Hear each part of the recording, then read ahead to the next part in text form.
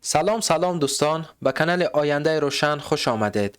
امروز ما با شما ادامه می دهیم آموزش لغت‌های زبان روسی را. دوستان عزیز، موضوع لغت‌های امروزی ما بیناسازی می باشد. با ما همراه باشید.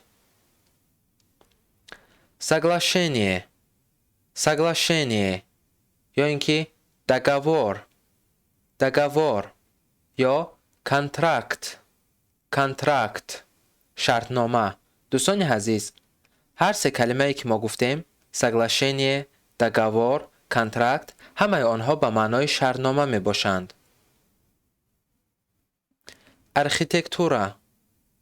архитектура معماری. здание بنا. پاساژ بازاری بالا پوشیده. навес ایوان. ماست کپروک. каменщик استای خشتکار.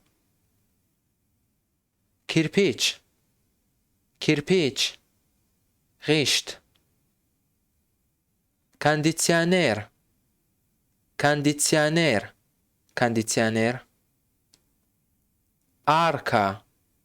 آرکا یا اینکه سواد. آرکا دوستان عزیز، آرکا می باشد از سواد به معنای گنبد. آرکایی که در بالای خود گنبد دارد.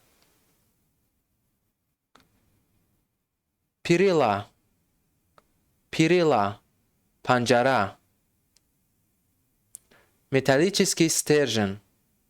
металлический стержень محور متلی.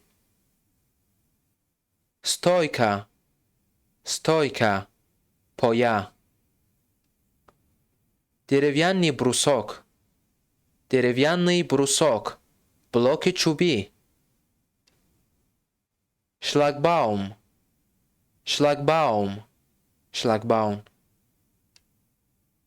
металлическая балка балкای متلی. поворот گردش. смесь آمیخته.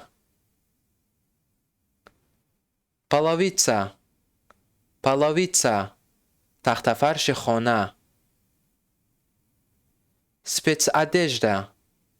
спецодежда لباس های مخصوص. بالت یا اینکه میخی پیچدار. سویرلا یا اینکه پرما. دوگا قوس. ویدرو ستیل. کابل.